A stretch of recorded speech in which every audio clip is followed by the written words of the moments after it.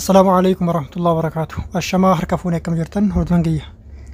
إجاب فيديو هرأكنا كيساتي أكاتا لكوفس إيمو إتجيجيرا چودن ديتانين استقرسا چودا. يرو كان سنجدو فكنيا في بي عربا يوكي نمو بيوما تأيهات أوي چودا. كيسا تورتاني غاف غرا بيا غلطان.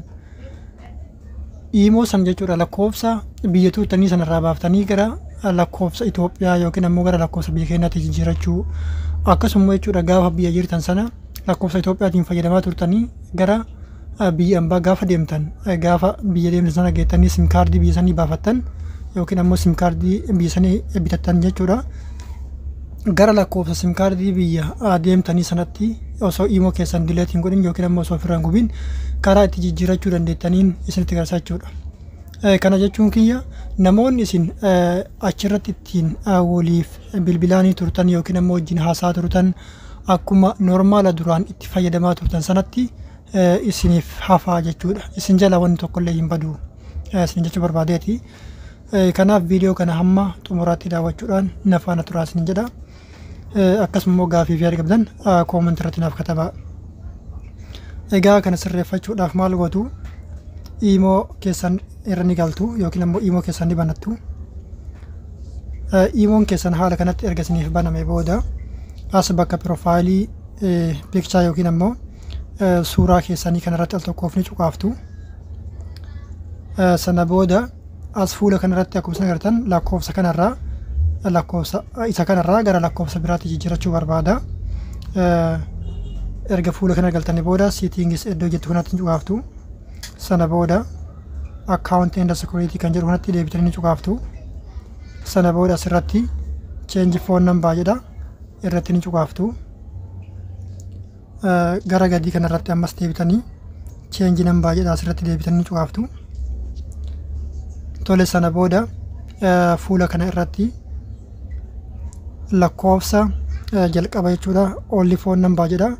Bakka only phone number jedhu kanatti lakkoofsa duraan fayyadamaa turtan yookiin ammoo lakkoofsa iimoo keessan sanarra jiru sana jechuudha. Asirratti guutuu jechuudha. Iddoo jalqabaa kanarratti duwwaa irraa gattanii akkuma koodii guuttanii fakkeenyaaf lakkoofsa Itoophiyaa duwwaa 9 jedha miti duwwaa sana irraa gattanii 9 irraa eegaltuu jechuudha. Koodii ammoo yoo fakkeenyaaf biyya biraa irraa gara Itoophiyaa deebitanii lakkoofsa Itoophiyaatti jijjiirachuu barbaadan yoo koodiin Itoophiyaa sun iddoo kanatti isiniif hin bahin iddoo bakkuma lakkoofsaa kanarratti yookiin ammoo lakkoofsa isiniif bahu bakka kanatti lakkoofsi kamuu isiniif haa bahu koodiin biyya kamiituu isiniif haa bahu koodii kanarratti ni cuqaaftu. Sana booda fuula kanarratti biyya keessa jirtan sana yookiin ammoo lakkoofsa sim kaardii iimoo keessan sana biyya sanni filattu jechuudha. Fakkeenyaaf koodiin amma achirratti cuqaasu sun koodii biyya kanaati.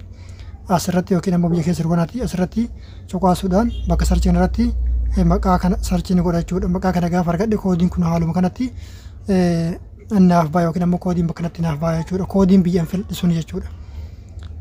Sana booda lakkoofsa duwwaa irraa gatee yookiin ammoo 0 irraa gatee itti katabaa jechuudha.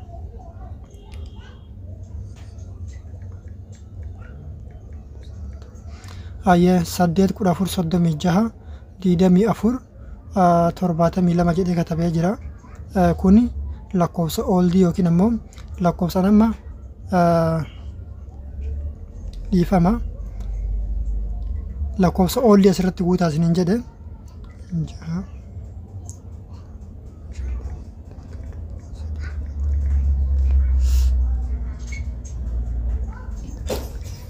Kun amma lakkoofsa oldii yookiin ammoo lakkoofsa duraanii nama iimoo kanaan fayyadamaa jiru jechuudha. Iimoo kanaan lakkoofsa isa kana fayyadamaa jira jechuudha.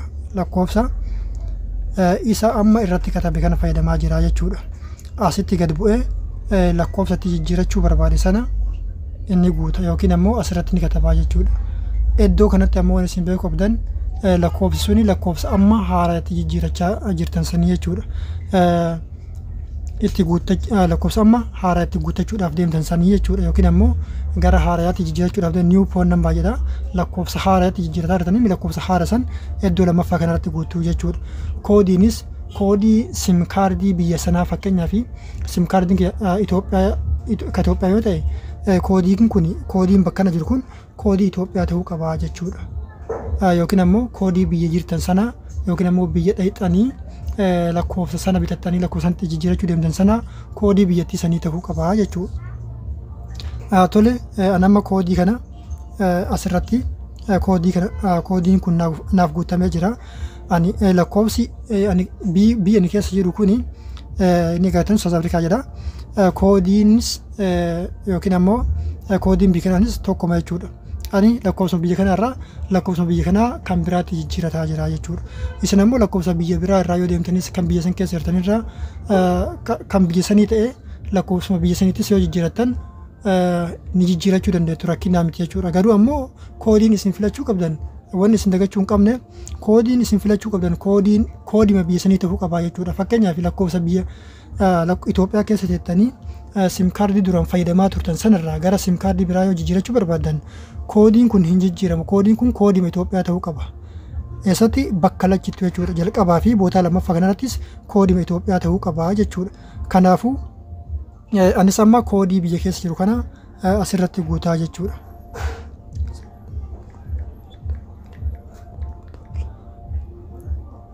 Tole sana booda erga haala kanatti koodii wajjin waan hundaa guutanii xumurtanii booda mallattoo raayitii gubbaa kanarratti al tokkoof ni cuqaaftu.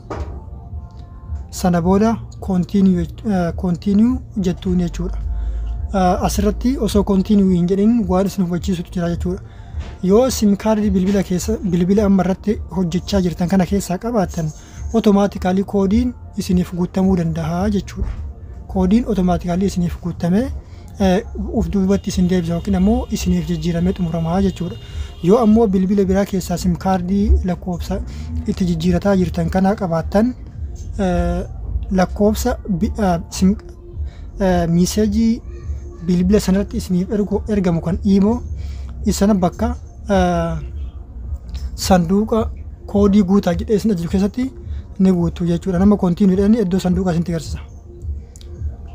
Kunoo iddoo sanduuqaa kana akkuma argitan asirratti koodii guutuu jechuudha.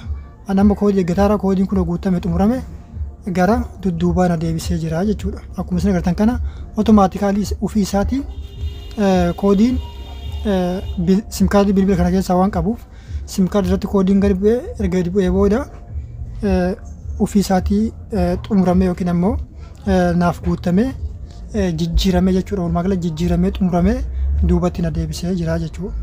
Ni agartanii lakkoofsa kana kun akkuma isin agartan lakkoofsi kun 5 duwwaa ture jechuudha. Kan jalqabaa 5 duwwaa ture jechuudha. Dhumti isaa jechuudha lakkoofsi duraan ani fayyadamaa ture jechuudha. Iimoo kana kan amma ani fayyadamuuniif deemu kun ammoo dhumti isaa 72 72 kana jechuudha.